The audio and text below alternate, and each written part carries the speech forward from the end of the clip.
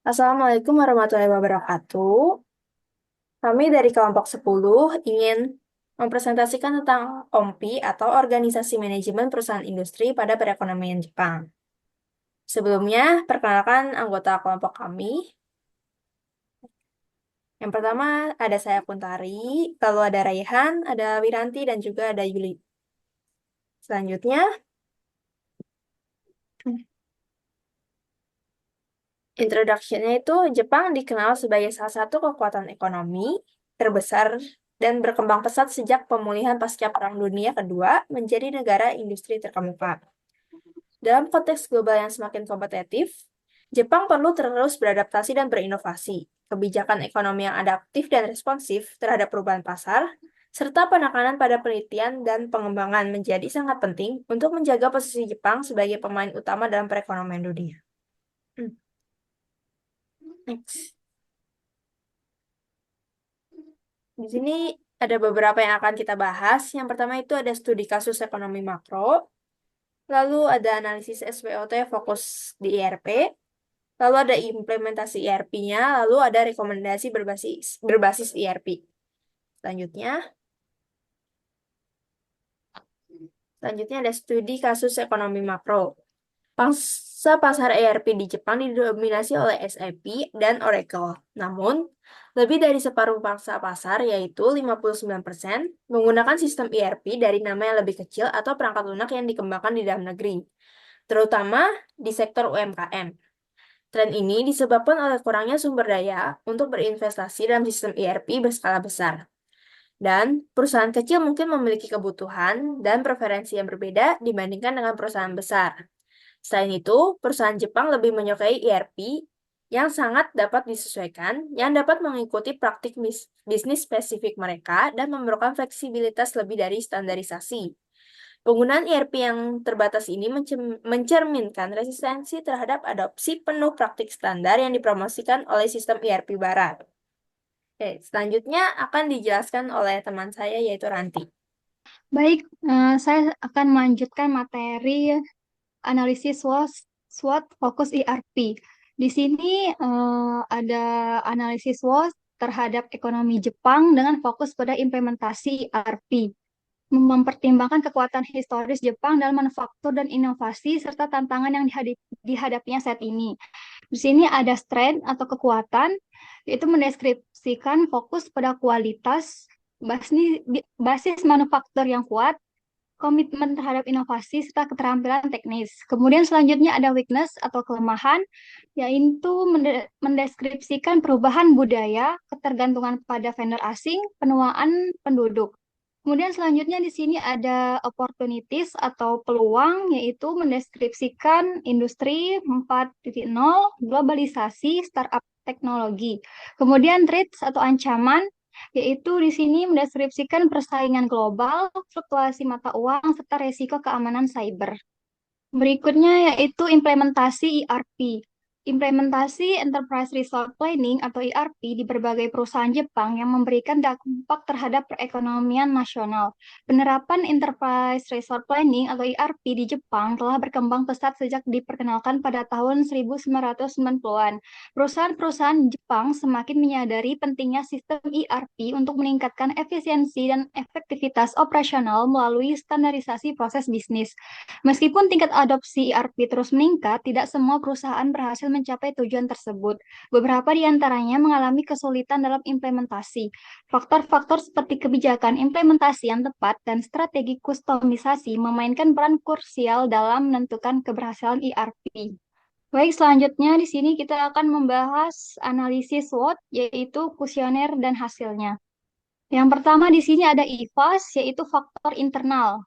Faktor internal dari kekuatan yaitu kekuatan SDM yang berkualitas, yaitu karyawan memiliki keahlian teknis yang tinggi. Kemudian merek yang kuat di pasar global, yaitu produk perusahaan dikenal berkualitas tinggi. Kemudian kekuatan sistem produksi yang efisien sebelum implementasi ERP sudah memiliki dasar yang baik dalam efisiensi. Kemudian di sini ada kelemahan yaitu resistensi karyawan terhadap perubahan, yaitu beberapa karyawan sulit beradaptasi dengan perubahan sistem baru. Kemudian kurangnya integrasi data sebelum implementasi ERP, yaitu data tersebar di berbagai sistem. Kemudian di sini ada tabel EVAS atau faktor eksternal, yaitu terdiri dari peluang pertumbuhan pasar elektronik di negara berkembang, yaitu mendeskripsikan pasar baru yang potensial. Kemudian di sini perkembangan teknologi IoT dan AI, mendeskripsikan peluang untuk meningkatkan produktivitas. Kemudian faktor eksternal selanjutnya itu adalah ancaman, yaitu persaingan global yang ketat, mendeskripsikan banyak pesaing dengan harga yang lebih kompetitif. Kemudian perubahan regulasi yang cepat, mendeskripsikan perlu adaptasi terhadap perubahan kebijakan pemerintah. Oke, eh, jadi untuk analisis yang kami lakukan, kami mendapatkan responden mengenai analisis SWOT perekonomian atau perusahaan-perusahaan di Jepang. Seperti yang ditampilkan di layar, di sini kami menggunakan 10 responden dengan keterangan rating bahwa rating 1 merupakan ketidaksetujuan, sedangkan untuk rating yang 4 adalah nilai rating eh, mengenai paling setuju. Oke, mungkin kita bisa langsung masuk ke bagian hasilnya. Jadi, untuk bagian kekuatan, di sini nomor 1 adalah karyawan memiliki keahlian teknis yang tinggi. Untuk hasil ini, nilai rating dengan nomor 2 dipegang oleh 2 responden, sedangkan nilai rating nomor 3 dipegang oleh 4 responden, dan nilai rating 4 dipegang oleh 4 responden. Kemudian untuk kekuatan bagian produk perusahaan dikenal berkualitas tinggi, di sini nilai rating 2 dipegang oleh 3 responden, nilai rating 3 dipegang oleh 5 responden, dan nilai rating 4 dipegang oleh 2 responden. Selanjutnya, untuk kekuatan mengenai sudah memiliki dasar yang baik dalam efisiensi sebelum implementasi ERP, nilai rating 1 dipegang oleh 2 responden, nilai rating 2 dipegang oleh 3 responden, dan nilai rating 3 dipegang oleh 4 responden, dan nilai rating 4 dipegang oleh 1 responden. Selanjutnya, untuk hasil kuesioner mengenai kelemahannya, yaitu yang pertama, beberapa karyawan sulit beradaptasi dengan sistem baru. Hasil yang didapat adalah nilai rating 1 dipegang oleh 3 responden, nilai rating 2 dipegang oleh 2 responden, kemudian nilai rating 3 ada 2 responden, dan nilai rating 4 ada 3 responden. Untuk kelemahan mengenai kurangnya integrasi data sebelum implementasi ERP, nilai rating 1 dipegang oleh 0 responden, nilai rating 2 dipegang oleh 1 responden, dilanjut dengan nilai rating 4 dipegang oleh 9 responden. Dan juga untuk kelemahan yang ketiga, yaitu mengenai perusahaan terlalu banyak menyesuaikan sistem untuk mempertahankan proses bisnis lama. Untuk ratingnya sendiri, nilai 1 dipegang oleh 3 responden, nilai rating 2 dipegang oleh 5 responden, dan nilai rating 3 dipegang oleh 1 responden, dan yang terakhir, nilai rating 4 dipegang oleh 1 responden. Lanjut, untuk hasil kuesioner mengenai peluang, mengenai pasar baru yang potensial, hasil yang didapatkan adalah nilai rating 1 dipegang oleh 2 responden, nilai rating 2 dipegang oleh 1 responden, nilai rating 3 dipegang oleh 6 responden, dan nilai rating 4 dipegang oleh 1 responden. Untuk peluang yang kedua, yaitu mengenai dukungan pemerintah, nilai rating 1 dipegang 5 responden, nilai rating 2 dipegang oleh 1 responden, dan nilai rating 4 dipegang oleh 4 responden. Selanjutnya, untuk peluang meningkatkan produktivitas, di sini nilai rating 1 0, nilai rating 2 1, nilai rating 3 2, dan nilai rating 4 7. Dan untuk hasil kuesioner yang terakhir yaitu ancaman, nomor 1 adalah banyak pesaing dengan harga yang lebih kompetitif, mendapat rating yaitu nilai rating 2 dipegang oleh 4, nilai rating 3 dipegang oleh 1, dan nilai rating 4 dipegang oleh 5. Ancaman yang kedua yaitu perlu adaptasi terhadap perubahan kebijakan pemerintah. Nilai rating 1 dipegang oleh 2 responden, nilai rating 2 dipegang oleh 4, nilai rating 3 dipegang oleh 1 responden, dan nilai 4 oleh 3 responden. Dan untuk ancaman yang terakhir yaitu mengenai sistem ERP yang biasanya dirancang untuk perusahaan yang tidak fleksibel untuk perusahaan kecil dan menengah. Untuk ratingnya adalah nilai rating 1 dipegang oleh 1 responden, kemudian nilai rating 2 dipegang oleh 1 responden, nilai rating 3 dipegang oleh 1 responden, dan nilai rating 4 dipegang oleh 7 responden. Oke, dari hasil yang dilakukan, di sini kami mendapat perhitungan mengenai pengolahan data kuesioner serta bobotnya. Namun sebelum kita masuk kepada hasil tabel berikut ini, saya akan menjelaskan mengenai cara hasil tersebut didapatkan. Di sini ada perhitungan mengenai pengolahan data kuesioner. kami menghitung pengolahan dengan menghitung nilai rating dikali responden rating tersebut. Mungkin kita bisa lihat untuk contoh di pertanyaan nomor 1, seperti hasil kuesioner yang saya sebutkan sebelumnya, bahwa nilai rating 2 yang dipegang oleh 2 responden itu dikalikan sehingga jadi 2 kali 2 ditambah nilai rating 3 dikali dengan respondennya yaitu 4. Jadi 3 kali 4 ditambah juga 4 dikali 4 yaitu nilai rating 4 yang dipegang oleh 4 responden mendapatkan hasil 32. Sehingga pengolahan data kuesioner kami dapatkan untuk yang nomor 1 adalah 32. Sedangkan untuk bobot sendiri perhitungannya dihitung dengan menghitung pengolahan data kuesioner dibagi dengan total pengolahan data kuesioner, yaitu untuk contoh pertanyaan nomor 1, kita dapatkan bahwa pengolahan data kuesionernya adalah 32. Kemudian 32 itu dibagi dengan total keseluruhan yaitu 85, sehingga bobot yang didapatkan adalah 0,376. Di sini kami mengambil 2 angka di belakang koma sehingga bobotnya adalah 0,37. Oke, kita kembali lagi kepada hasilnya. Jadi hasil yang kami dapatkan mengenai kekuatan untuk nomor 1 yaitu karyawan memiliki keahlian teknis yang tinggi adalah dengan pengolahan data kuesionernya 32 dan bobotnya adalah 0,37. Kemudian untuk kekuatan yang kedua yaitu produk perusahaan yang dikenal berkualitas tinggi mendapatkan pengolahan data kuesioner yaitu 29 dengan bobotnya adalah 0,34. Dan yang ketiga adalah sudah memiliki dasar yang baik sebelum implementasi ERP, mendapat pengolahan data kuesioner yaitu 24 dan bobotnya yaitu 0,28. Sehingga jika kami totalkan, akan didapatkan untuk total pengolahan data kuesioner yaitu 85 dan bobotnya adalah 0,99. Dilanjut untuk perhitungan bobot kelemahan, di sini perhitungannya akan sama seperti yang saya sebutkan sebelumnya, yaitu untuk kelemahan mengenai beberapa karyawan sulit beradaptasi dengan sistem baru mendapat perhitungan pengolahan data kuesioner yaitu 28 dan bobotnya 0,30. Dan untuk kelemahan yang kedua yaitu kurangnya integrasi data sebelum implementasi ERP mendapat 38 dengan bobotnya 0,41. Dan yang ketiga yaitu perusahaan terlalu banyak menyesuaikan sistem untuk mempertahankan proses bisnis lama mendapat pengolahan data kuesioner 25 dan bobotnya 0,27.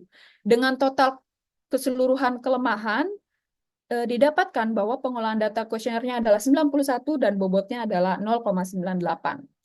Lanjut untuk perhitungan bobot peluang. Untuk peluang yang pertama mengenai pasar baru yang potensial mendapatkan pengolahan data kuesioner yaitu 26 dan bobotnya adalah 0,30.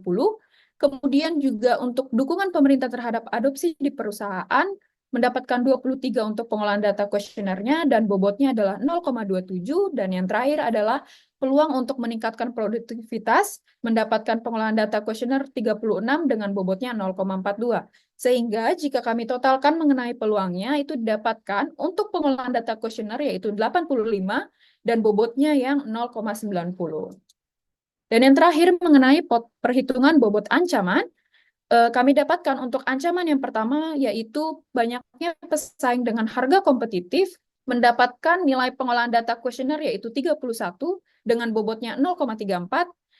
Kemudian yang kedua yaitu perlunya adaptasi terhadap perubahan kebijakan pemerintah mendapatkan pengolahan data kuesioner yaitu 25 dan bobotnya 0,27.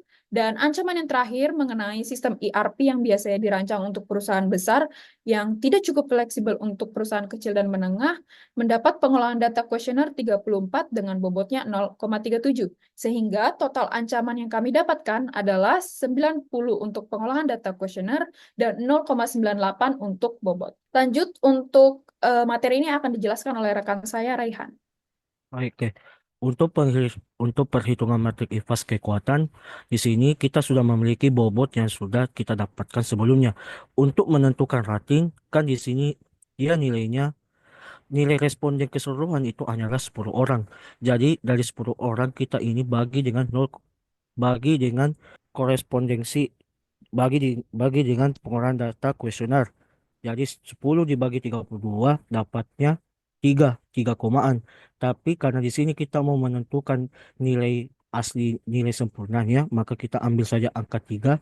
Maka di sini bobot untuk yang pertama, karyawan memiliki keahlian teknis yang tinggi, bobotnya itu 0,37 dengan rating 3. Untuk menentukan skornya ini 1,11, maka dari 0,37 dikali dengan 3, hasilnya 1,11.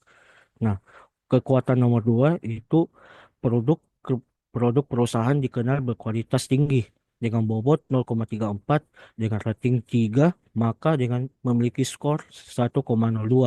Untuk kekuatan yang nomor ketiga sudah memiliki dasar yang baik sebelum implementasi ERP. Bobotnya itu 0,28 dengan rating 2, maka skornya itu adalah 0,56. Maka total skor untuk perhitungan matrik IPAS kekuatan itu adalah 2,69. Nah, lanjut di perhitungan matrik IPAS kelemahan. Kelemahan pertama itu adalah beberapa karyawan sulit beradaptasi dengan sistem baru. Bobotnya itu adalah 0,30 dengan ratingnya 3, maka skornya itu adalah 0,90. Kelemahan yang kedua adalah kurangnya integrasi data sebelum implementasi ERP, yaitu dengan memiliki bobot 0,41 dengan ratingnya 3, maka skornya adalah 1,23. Kelemahan yang ketiga yaitu perusahaan terlalu banyak menyesuaikan sistem untuk mempertahankan proses bisnisnya yang lama. Bobotnya itu adalah 0,27 dengan ratingnya 2, dan maka skornya 0,54. Jadi perhitungan matrik IPAS kelemahan, total skor yang dia miliki adalah 2,67. Sekarang kita memasuki perhitungan matrik IPAS peluang. Peluang pertama yaitu pasar baru yang potensial yang memiliki bobot dengan 0,30 dengan ratingnya 3, maka skornya 0,90. Peluang kedua yaitu dukungan pemerintah terhadap adopsi teknologi di perusahaan dengan bobot 0,27 dengan ratingnya 2, maka skornya 0,54. Yang ke, yang peluang ketiga yaitu peluang untuk meningkatkan produktivitas untuk peluang untuk meningkatkan produktivitas dengan bobot 0,42 dengan memiliki ratingnya 4, maka skornya itu adalah 1,68. Jadi per kris EVAS peluang itu memiliki total skor 3,12. Lanjut kita masuk di matrik EVAS ancaman. Ancaman pertama yaitu banyaknya pesaing dengan harga yang lebih kompetitif. Dengan memiliki bobot 0,34 dengan ratingnya 3, maka skornya 1,02. Ancaman kedua yaitu perlu adaptasi terhadap perubahan kebijakan pemerintah. Bobotnya itu 0,27 dengan ratingnya 3, maka skornya 0,81. Ancaman yang ketiga yaitu sistem ERP yang biasanya dirancang untuk perusahaan besar dan tidak cukup fleksibel untuk perusahaan kecil dan menengah. Maka bobotnya itu dia 0,37 dengan ratingnya 3, maka hasilnya itu adalah 1,11. Jadi total untuk perhitungan matrik EVAS ancaman itu adalah 2,94. Untuk kita menentukan diagram Cartesius SWOT, kita harus mengetahui total skor dari kekuatan dengan total skor kekuatan, total skor kelemahan, dengan total skor peluang, dengan total ancaman. Nah, rumusnya itu adalah total skor kekuatan dikurangi dengan total skor kelemahan. Di sini kita mengetahui bahwa total skor kekuatan itu adalah 2,69, sedangkan total skor kelemahan itu adalah 2,67. Maka kalau ini dikurangkan, dia mendapatkan hasil dari 0,02. 0,02. Ya, lanjut kita di sini menghitung total skor peluang dikurang dengan total ancaman, total skor ancaman. Di sini kita tahu ya tadi total skor peluang itu adalah 3,12 dengan dikurang total ancaman itu 2,94. Maka hasilnya di sini adalah 0,182. Nah, untuk menentukan garis X, Y, kita sudah mendapatkan nilainya yaitu 0,01 dibagi sama titik sama dengan 0,09. Kita lihat di sini untuk penentuan ini satu growth, stabilitas, defense dengan diversifikasi itu adalah sebuah hal yang wajib di dalam diagram Cartesius SWOT. Nah, kita tentukan dari sini untuk garis X-nya itu adalah 0,01 sebelum angka 1 ini, dan di bagian peluang itu 0,182 di sini ya sebelum 1 juga, maka bisa dibilang diagram Cartesius SWOT untuk perekonomian Jepang itu dia masuk dalam keadaan growth yaitu pertumbuhan. Nah, jadi hasil dari matriks SWOT dan strategi ini yaitu strength 1 dengan opportunity 2 yaitu memanfaatkan dukungan pemerintah untuk memberikan pelatihan pada karyawan, kuat keahlian dalam sistem baru, menekankan kualitas tinggi produk perusahaan dalam strategi pemasaran di pasar baru. Strength ketiga opportunity ketiga yaitu mengoptimalkan efisiensi yang sudah ada dalam operasi perusahaan untuk meningkatkan produktivitas secara keseluruhan setelah implementasi ERP. Selanjutnya di sini ada rekomendasi berbasis ERP. Untuk mendorong implementasi ERP atau Enterprise Resource Planning di perusahaan-perusahaan nasional guna meningkatkan daya saing ekonomi Jepang. Berikut adalah 4 rekomendasi kebijakan berbasis ERP. Yang pertama di sini yaitu rekomendasi insentif pajak untuk investasi teknologi, yaitu pemerintah dapat memberikan insentif pajak bagi perusahaan yang mengadopsi sistem ERP. Ini bisa berupa pengurangan pajak atau kredit pajak berdasarkan jumlah investasi yang dilakukan dalam teknologi ERP.